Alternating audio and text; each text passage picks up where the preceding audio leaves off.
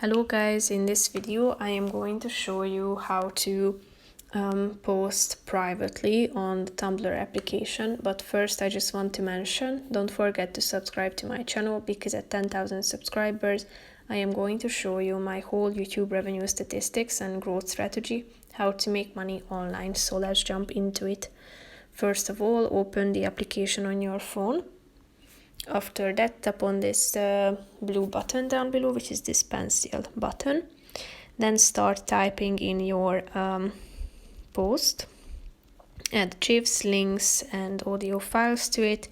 After that, tap on this three dots icon at the top of the screen in the upper right corner and tap on post privately, which is the fifth option in the post options section. So tap on it and then click on the done button.